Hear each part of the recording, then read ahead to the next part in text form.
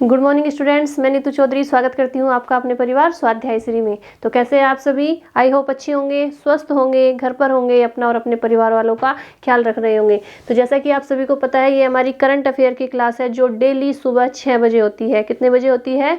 6 बजे। ठीक है, तो इसे लेना न भूले और एक एक क्वेश्चन बहुत इंपॉर्टेंट है। कॉपी और पेन लेके बैठेंगे, एक एक क्वेश्चन को अच्छे से नोट डाउन करेंगे। ठीक है, तो चलिए क्लास लेंगे। कल हमारी क्लास नहीं हो पाई थी क्योंकि कुछ टेक्निकल प्रॉब्लम हो गई थी, क्लास बन भी गई थी, अपलोड भी हो गई थी, पता नहीं क्या हुआ, फिर वो क्लास पूरी तरह से अपलोड नहीं हो पाई। इसलिए मैंने कल के जो क्वेश्चन है वो भी आज की क्लास में डाले हैं। तो कल के करंट अफेयर भी और आज के करंट अफेयर भी, ठीक है, दोनों आज की क्लास में है। तो आप लोग अच्छे से नोट डाउन करते हुए चलेंगे। कहते हैं ना कि असफलता एक चुनौती है, इसे स्वीकार करो, क्या कमी रह गई देखो और सुधार करो, जब तक न सफल हो नींद चैन को त्यागो तुम, संघर्ष का मैदान छोड़ मत भागो तुम, और बिना कुछ किए ही जय जयकार नहीं होती, कोशिश करने वालों की हार नहीं होती। ऐसे ही घर में बैठे रहोगे तो कुछ नहीं होगा। जब तक किसी काम की शुरुआत नहीं करोगे तब तक सफलता या असफलता का पता कैसे चलेगा कि हमने क्या किया है, कैसा किया है, अच्छा किया है, बुरा किया है, इसका हमें क्या रिजल्ट मिला है, क्या नहीं मिला। ठीक है, तो जो भी करना है, जो भी आपने लक्ष्य बनाया है, जो भी आपने एक टारगेट रखा है कि मुझे ये प्राप्त करना है, उसे प्राप्त करने के लिए एक जिद का होना, एक जुनून का होना बहुत ज़्यादा ज़रूरी है। ठीक है, तब जब तक आप एक जुनून आपके अंदर नहीं होगा उसे प्राप्त करने का, तब तक आप उसे हासिल नहीं कर सकते। तो चलिए शुरुआत करते हैं फर्स्ट क्वेश्चन से। तो आज का हमारा फर्स्ट क्वेश्चन क्या हो जाता है कि आरबीआई ने, यानी रिजर्व बैंक ऑफ इंडिया ने, आरबीआई ने के गवर्नर का नाम बताइए जिन्होंने हाल ही में स्मार्टफोन के यूपीआई 123 पे नाम का यूपीआई आधारित पेमेंट प्रोडक्ट लॉन्च किया है। उनका नाम क्या है? ऑप्शन ए है उर्जित पटेल, ऑप्शन बी है शक्तिकांत दास, ऑप्शन सी है रविकांत मिश्र और ऑप्शन डी है संजीत मेहता। बताइए फटाफट से राइट आंसर क्या हो जाता है, ए, बी, सी या डी? तो राइट आंसर हो जाता है हमारा, आप सभी को पता है कि आरबीआई के गवर्नर कौन है? शक्तिकांत दास है। कौन है? 25वें नंबर के गवर्नर है शक्तिकांत दास। चलिए नेक्स्ट क्वेश्चन पे चलेंगे। आज क्वेश्चन काफ़ी है तो फटाफट से करते हुए चलेंगे क्योंकि कल के क्वेश्चन भी हमने आज की क्लास में ही ऐड किए हैं, क्लास कल नहीं हो पाई थी। ठीक है, तो चलिए नेक्स्ट क्वेश्चन क्या है हमारा? सेकंड क्वेश्चन है कि भारत के राष्ट्रपति रामनाथ कोविंद ने हाल ही में कितनी महिलाओं के सशक्तिकरण में उत्कृष्ट योगदान देने के लिए नारी शक्ति पुरस्कार से सम्मानित किया है? 8 मार्च को क्या मनाया जाता है? वुमेन्स डे मनाया जाता है, महिला दिवस मनाया जाता है। तो उस दिन क्या किया है राष्ट्रपति जी ने?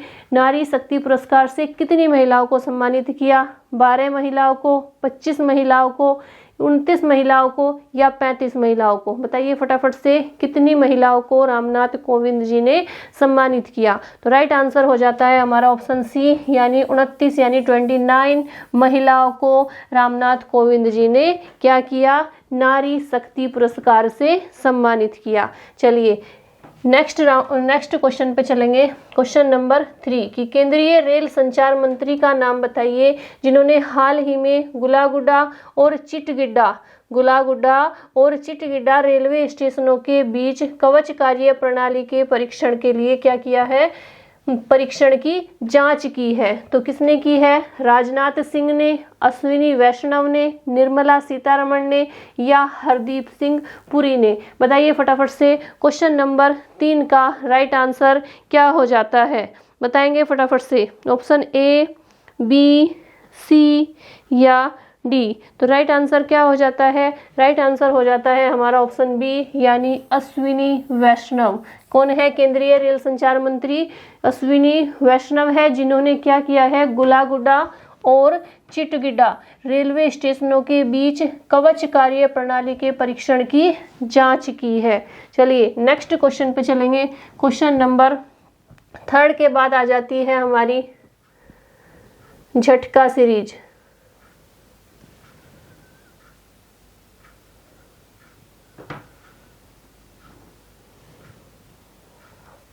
चलिए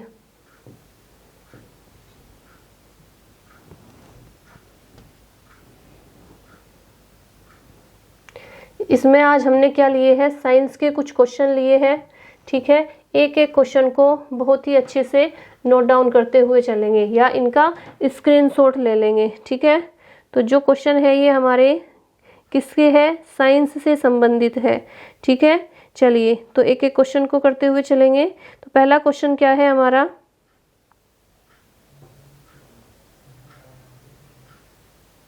कि सबसे जो कार्बन डाइऑक्साइड है, कार्बन डाइऑक्साइड के उत्सर्जन में सर्वाधिक योगदान करने वाला देश कौन सा है। क्या लिखेंगे, ये यहाँ पे थोड़ी टाइपिंग मिस्टेक है, यानी कार्बन डाइऑक्साइड के उत्सर्जन में सर्वाधिक योगदान करने वाला देश कौन सा है, तो कौन सा है, संयुक्त राज्य अमेरिका। कौन सा है, संयुक्त राज्य अमेरिका है। ठीक है, अमेरिका। नेक्स्ट क्वेश्चन है कि किस उद्योग में अबरक कच्चे माल के रूप में प्रयुक्त होता है। कौन सा उद्योग है जिसमें अबरक कच्चे माल के रूप में प्रयुक्त होता है, तो वो क्या है, वो है हमारा विद्युत। क्या है, विद्युत के उद्योग में जो अबरक है वो कच्चे माल के रूप में प्रयुक्त होता है। नेक्स्ट है विद्युत प्रेस का आविष्कार किसने किया। इधर लिखेंगे क्वेश्चन क्योंकि उधर स्पेस नहीं है। ठीक है, इधर लिखते हुए चलेंगे कि विद्युत प्रेस का जो आविष्कार था वो किसने किया था, तो ये किया था हेनरी सीले ने। किसने किया था, हेनरी सीले ने किया था। चलिए नेक्स्ट क्वेश्चन है प्रेशर कुकर। क्या है ये, प्रेशर कुकर में खाना जल्दी पक जाता है। खाना जल्दी पक जाता है, क्यों पक जाता है, क्योंकि उसमें क्या होता है, दाब अधिक होता है। क्योंकि प्रेशर कुकर में दाब अधिक होता है, दाब अधिक होता है। चलिए नेक्स्ट क्वेश्चन है कि जो दाब है, दाब बढ़ने पर जल का क्वथनांक बढ़ता है या घटता है। जब दाब बढ़ जाता है तो उसके बाद जो जल का क्वथनांक है वो बढ़ जाता है या घट जाता है, तो क्या हो जाता है, बढ़ जाता है, जल का क्वथनांक बढ़ जाता है। नेक्स्ट है प्रत्येक क्रिया के बराबर व विपरीत दिशा में एक प्रतिक्रिया होती है। प्रत्येक क्रिया के बराबर व विपरीत दिशा में एक प्रतिक्रिया होती है, यह न्यूटन का कौन सा नियम है, तो बताएंगे कौन सा नियम है, यह न्यूटन का तीसरा नियम है। कौन सा नियम है, तीसरा नियम है। चलिए नेक्स्ट क्वेश्चन पे चलेंगे कि दक्षिण भारत की वृद्ध पाषाण समाधियां किससे संबंधित है। बताएंगे फटाफट से, जो दक्षिण भारत की वृद्ध पाषाण समाधियां है वो किससे संबंधित है, बताइए। इधर लिखेंगे आंसर क्योंकि उधर स्पेस नहीं है। ठीक है, क्योंकि उधर स्पेस नहीं है तो इधर आंसर लिखते हुए चलेंगे। आप लोग फटाफट से नोट डाउन करते रहिए। तो जो दक्षिण भारत की वृद्ध पाषाण समाधियां है वो किससे संबंधित है, लोह काल से। किससे, लोह काल से। कलर चेंज कर लेते हैं, ये दिखाई नहीं दे रहा। ठीक है, चलिए नेक्स्ट है कि निम्न पूर्व पाषाण काल के मानव के बारे में क्या सही है। ये यहाँ पे आंसर भी इन्होंने यहीं पे टाइप कर दिया है। तो सही क्या है कि वह कोर उपकरणों का प्रयोग करता था। जो पूर्व पाषाण काल के मानव था, अब हम क्या करेंगे, जब हिस्ट्री का क्वेश्चन आ गया है तो मैं आपको एक जानकारी दे देती हूँ कि हम अभी हिस्ट्री की क्लास भी शुरू करेंगे, जिसमें मैं आपको हिस्ट्री को बहुत ही अच्छे ढंग से पढ़ाने की कोशिश करूँगी। कहानी के तौर पे हम हिस्ट्री को पढ़ेंगे जिससे वो हमारे माइंड में अच्छे से सेट हो जाए। तो शुरुआत करेंगे 1-2 दिन में हिस्ट्री की क्लास की। ठीक है, उसे लेना न भूलें, टाइमिंग और आपको बता दिया जाएगा कि कितने बजे होगी आपकी हिस्ट्री की क्लास। बहुत ही अच्छे तरीके से आप लोग अपने नोट्स बनाएंगे और बहुत अच्छे से पढ़ेंगे। ठीक है, तो चलिए नेक्स्ट क्वेश्चन पे चलते हैं कि जी निम्न पूर्व का पाषाण, ये यहाँ पे इसका आंसर साथ में ही लिखा हुआ है। नेक्स्ट है कि प्राचीनतम कलाकृतियों का जो प्रमाण है वो किससे संबंधित है। बताएंगे जो प्राचीनतम कलाकृतियों का प्रमाण है वो किससे संबंधित है, तो वो उच्च पूर्व पाषाण काल से संबंधित है। किससे है, उच्च पूर्व पाषाण काल से संबंधित, पाषाण काल से संबंधित है। ठीक है, नेक्स्ट है सराय, नहर, राय और महदहा। किससे संबंधित है? ये जो सराय, नहर, राय और महदहा है ये किससे संबंधित है? तो ये है हमारी जो गंगा घाटी की मध्य पाषाण संस्कृति है, ये उससे संबंधित है। किससे है? गंगा मध्य घाटी की किससे?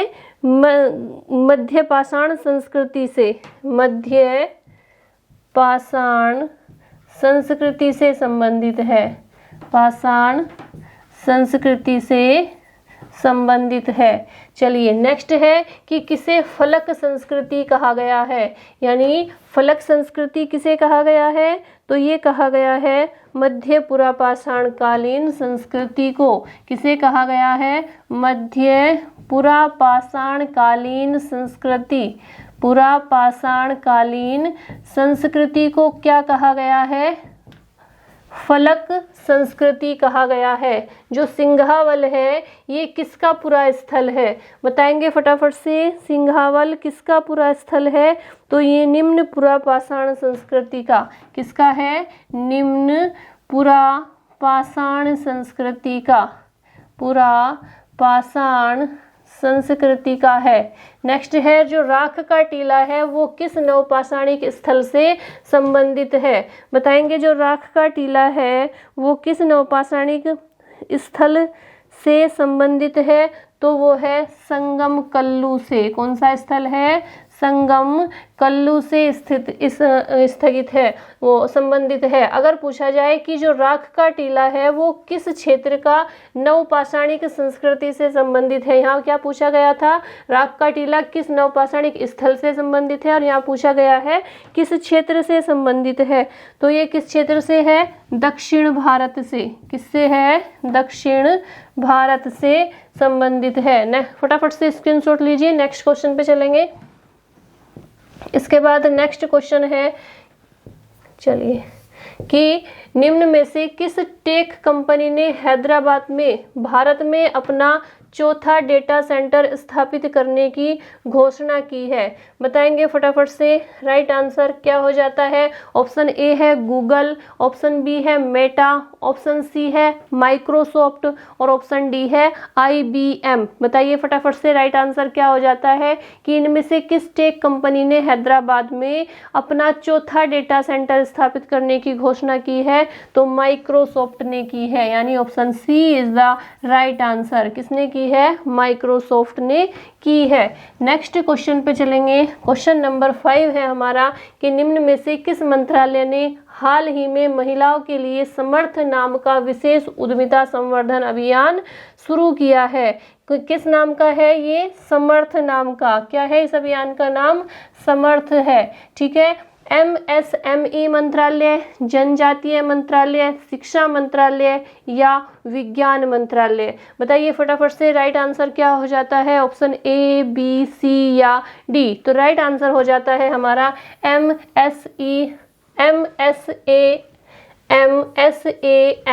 MSME मंत्रालय। इसकी फुल फॉर्म क्या हो जाती है? MSME की जो क्वेश्चन है इसकी फुल फॉर्म क्या हो जाती है? तो ये हो जाता है हमारा केंद्रीय क्या हो जाता है? मध्यम, सूक्ष्म, लघु और मध्यम उद्यम मंत्रालय। क्या हो जाता है? सूक्ष्म, लघु और उद्यम मंत्रालय। ठीक है। MSME मंत्रालय। तो राइट आंसर क्या हो जाता है हमारा? ऑप्शन ए हमारा राइट आंसर हो जाता है। नेक्स्ट क्वेश्चन पे चलेंगे। क्वेश्चन नंबर 6 है कि हाल ही में किस कंपनी ने मुंबई में भारत का सबसे बड़ा व्यापार और सांस्कृतिक केंद्र खोलने की घोषणा की है? बताएंगे फटाफट से राइट आंसर क्या हो जाता है? ऑप्शन ए है Tata industries limited, HDFC industries limited, GAIL industries limited या रिलायंस इंडस्ट्रीज लिमिटेड? बताइए फटाफट से राइट आंसर क्या हो जाता है? A, B, C या डी। तो किसने खोलने की शुरू की है, किसने खोलने की घोषणा की है, रिलायंस इंडस्ट्रीज लिमिटेड ने की है, यानी option D is the right answer. क्या हो जाता है, रिलायंस इंडस्ट्रीज लिमिटेड। ठीक है, नेक्स्ट क्वेश्चन पे चलेंगे। Question number 7। क्वेश्चन नंबर 7 क्या है हमारा, कि निम्न में से किस मंत्रालय ने हाल ही में योजना के तहत दान ए पेंशन अभियान की शुरुआत की है। कौन से अभियान की, दान ए पेंशन अभियान की शुरुआत की है। विज्ञान मंत्रालय ने, जनजातीय मंत्रालय ने, शिक्षा मंत्रालय ने या श्रम मंत्रालय ने। बताएंगे फटाफट से राइट आंसर क्या हो जाता है। राइट आंसर हो जाता है हमारा ऑप्शन डी, यानी श्रम मंत्रालय। साथ साथ इसे नोट डाउन भी करते रहिए, फटाफट से मेरे साथ साथ इसे नोट डाउन करते रहिए। नेक्स्ट क्वेश्चन पे चलेंगे। क्वेश्चन नंबर 7 के बाद क्वेश्चन नंबर 8 है कि इंडिया ग्लोबल फोरम की वार्षिक शिखर सम्मेलन का आयोजन किस शहर में किया गया है। बताइए फटाफट से, कहाँ पे किया गया है। ऑप्शन ए है हमारा पुणे में, चेन्नई में, दिल्ली में या बेंगलुरु में। बताएंगे फटाफट से राइट आंसर क्या हो जाता है। तो राइट आंसर हो जाता है हमारा बेंगलुरु कर्नाटक। कहाँ पर किया गया है, बेंगलुरु कर्नाटक में किया गया है। फटाफट से इसे नोट डाउन करते हुए चलिए। ठीक है, नेक्स्ट क्वेश्चन क्या है। नेक्स्ट क्वेश्चन है हमारा क्वेश्चन नंबर 9 कि भारत और किस देश के बीच द्विपक्षीय समुद्री अभ्यास का 9वां संस्करण स्लाइनेक्स 2020 विशाखापट्टनम, स्लाइनेक्स 2020 विशाखापट्टनम में आयोजित किया गया है। ऑप्शन ए है भूटान, ऑप्शन बी है नेपाल, ऑप्शन सी है श्रीलंका और ऑप्शन डी है हमारा म्यांमार। तो राइट आंसर क्या हो जाता है, ए, बी, सी या डी। तो राइट आंसर हो जाता है हमारा श्रीलंका। क्या हो जाता है, श्रीलंका राइट आंसर हो जाता है। Option C is the right answer. Next question है 2 दिवसीय स्टडी इन इंडिया बैठक का उद्घाटन किस देश में किया गया है। बताएंगे फटाफट से राइट आंसर क्या हो जाता है। ऑप्शन ए है हमारा भूटान, ऑप्शन बी है चीन, ऑप्शन सी है बांग्लादेश और ऑप्शन डी है हमारा तजाकिस्तान। क्या है ये, तजाकिस्तान। यहाँ पे लिख देती हूँ मैं तजाकिस्तान।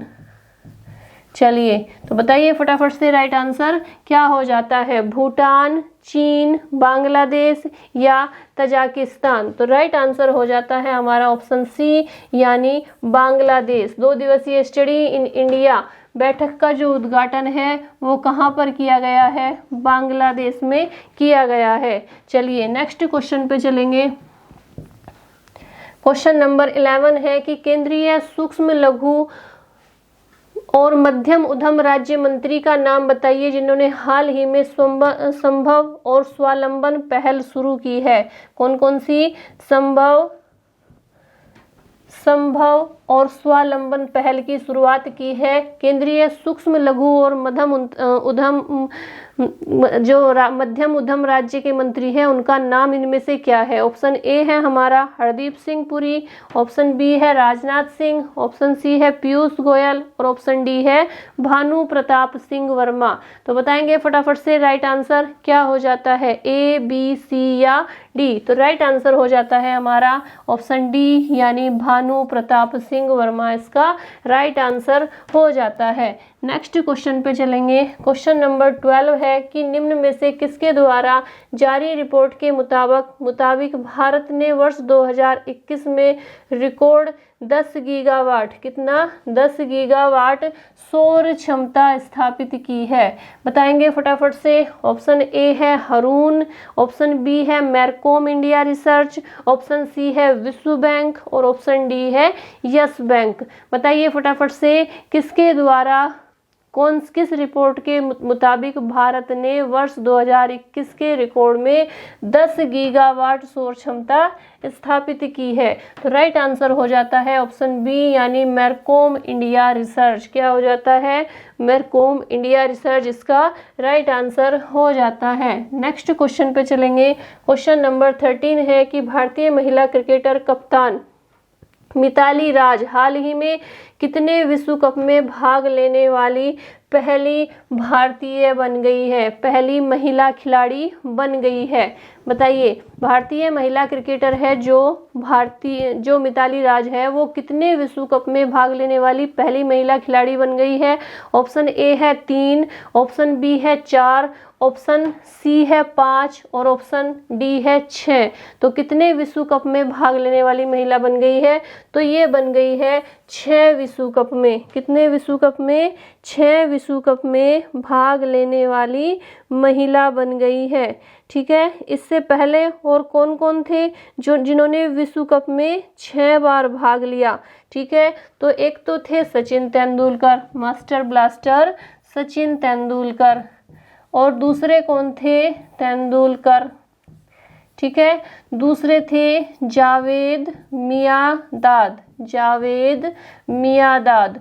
तो ये तीसरी बन गई है। पहले 2 कौन थे? सचिन तेंदुलकर और जावेद मियांदाद। लेकिन महिला में ये पहली महिला बनी है, पहली महिला खिलाड़ी बनी है जिन्होंने 6 बार विश्व कप में भाग लिया है। ठीक है, नेक्स्ट क्वेश्चन पे चलेंगे। क्वेश्चन नंबर 14 है कि भारत के पहले स्वदेशी फ्लाइंग ट्रेनर हंसा एनजी ने हाल ही में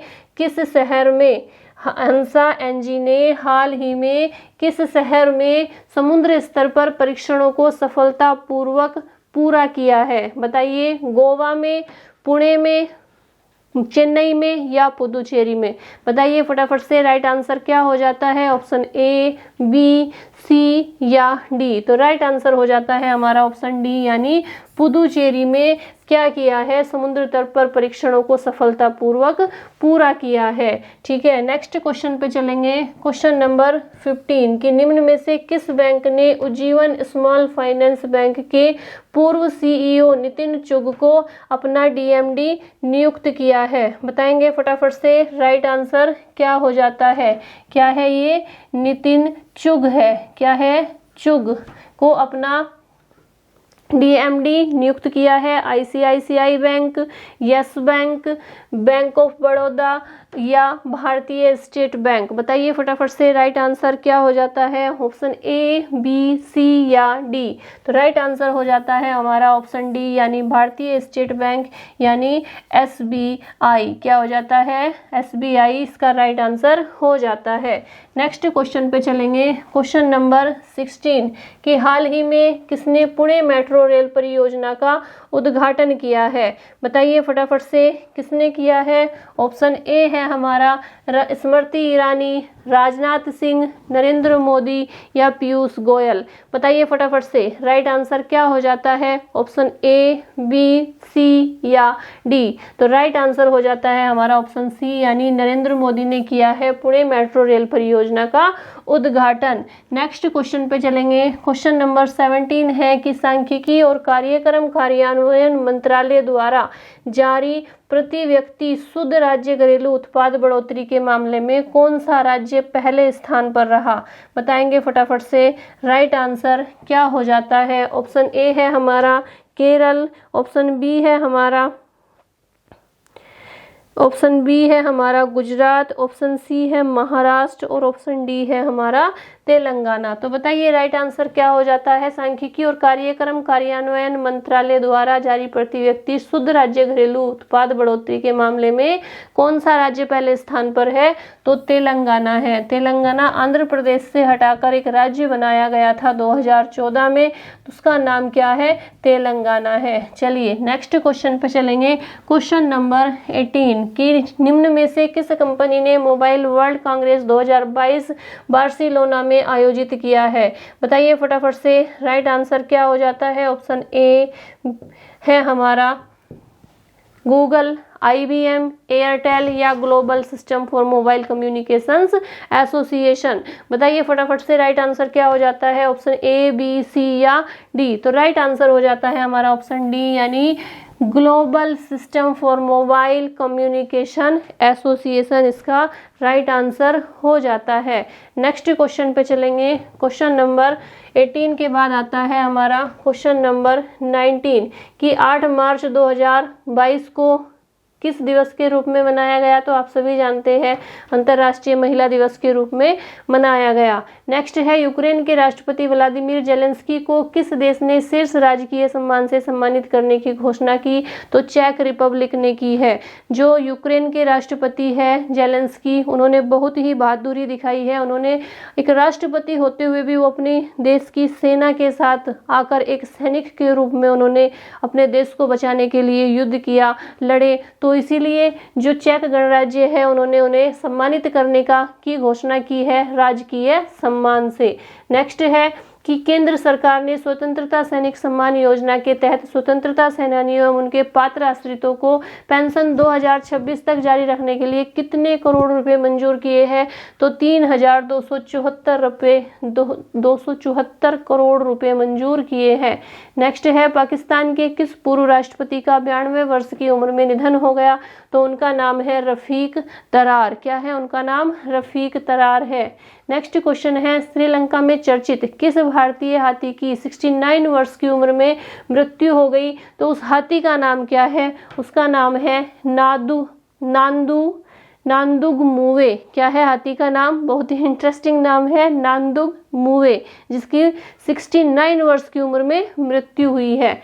नेक्स्ट है, डॉक्टर इला लोध को मरणोपरांत किस पुरस्कार से सम्मानित किया गया? मरने के बाद डॉक्टर इला लोध को सम्मानित किया गया है नारी शक्ति पुरस्कार से। अभी पीछे हमने क्वेश्चन पढ़ा था ना कि कितनी महिलाओं को नारी शक्ति पुरस्कार से सम्मानित किया गया? तो 29 महिलाओं को रामनाथ कोविंद ने सम्मानित किया था और इन्हें मरणोपरांत सम्मानित किया गया। नेक्स्ट है, भारत के विशाखापट्टनम में भारत एवं श्रीलंका के बीच 9वें नौसैनिक युद्धाभ्यास का आयोजन किया जा रहा है। उसका नाम क्या है? स्लाइनेक्स। क्या है? स्लाइनेक्स उसका नाम है। ठीक है, नेक्स्ट क्वेश्चन पे चलेंगे। क्वेश्चन नंबर 26 कि भारतीय क्रिकेट टीम ने श्रीलंका के खिलाफ खेले जाने वाले सीरीज के दूसरे टेस्ट के लिए कुलदीप यादव की जगह किस खिलाड़ी को टीम में शामिल किया है? तो अक्षर पटेल को किया है। किसे किया है? अक्षर पटेल को किया है। चलिए फटाफट से इनके आंसर देते हुए चलेंगे।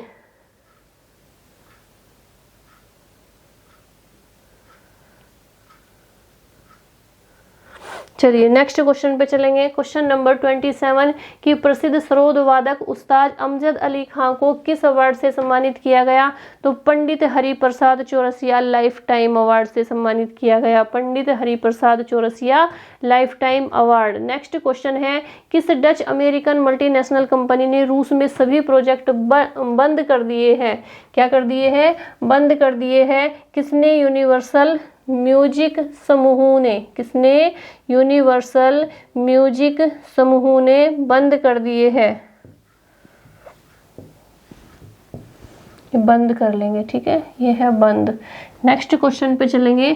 क्वेश्चन नंबर 29 कि राष्ट्रपति रामनाथ कोविंद, ये हो गया। देश के गृह मंत्री अमित शाह ने किस राज्य में 33% सरकारी नौकरियों में महिलाओं को आरक्षण देने की घोषणा की है? तो त्रिपुरा में की है 33% महिलाओं को आरक्षण देने की घोषणा, 33%। बेलग्रेड इंडोर प्रतियोगिता के पोल वाल्ट में स्वीडन के किस खिलाड़ी ने 6.19 मीटर की छलांग लगाकर विश्व कीर्तिमान स्थापित किया है? तो उनका नाम क्या है? मोंडो डुप्लेटिस। क्या है? मोंडो डुप्लेटिस। नेक्स्ट क्वेश्चन है, किस ऑस्ट्रेलियाई गायिका और यूट्यूब स्टार का केवल 22 वर्ष की उम्र में निधन हो गया? तो उनका नाम है लिल बो वीप। क्या है? लिल बो वीप का मात्र 22 साल की उम्र में निधन हो गया। नेक्स्ट है, ईरान ने पृथ्वी की निचली सतह में अपना दूसरा उपग्रह प्रक्षेपित किया है, उसका नाम क्या है? तो उसका नाम है नूर 2। क्या है? नूर 2। राष्ट्रीय खनिज विकास निगम लिमिटेड ने किसका प्रथम पुरस्कार प्राप्त किया? तो इस्पात राजभाषा पुरस्कार। कौन सा पुरस्कार? इस्पात राजभाषा पुरस्कार प्राप्त किया। नेक्स्ट है, वरिष्ठ जज MM श्रीवास्तव को किसका कार्यवाहक चीफ जस्टिस नियुक्त किया गया? तो राजस्थान हाई कोर्ट का किया गया। किसका किया गया? राजस्थान हाई कोर्ट का। प्रधानमंत्री नरेंद्र मोदी ने पुणे महाराष्ट्र में किस महान मराठा योद्धा की लगभग 9.5 ऊंची प्रतिमा का अनावरण किया? तो छत्रपति साहूजी महाराज का। किसका? साहू जी महाराज का। नेक्स्ट है FATF के ग्रे लिस्ट में पाकिस्तान के साथ किस नए देश को शामिल किया गया? तो UAE यानी संयुक्त अरब अमीरात को शामिल किया गया। तो ये हमारे 37 क्वेश्चन करंट अफेयर के हो जाते हैं और झटका और रामायण सीरीज में हमने कुछ GS के क्वेश्चन भी पढ़े हैं। ठीक है, तो आज के लिए इतना ही रखेंगे। आज के लिए काफ़ी क्वेश्चन हो जाते हैं और तो जैसे मैं आपको डेली बोलती हूँ कि अगर आपको क्लास अच्छी लगती है तो वीडियो को शेयर कीजिए, चैनल को सब्सक्राइब कीजिए। तो आज के लिए इतना ही रखेंगे। धन्यवाद। जय हिंद, जय भारत।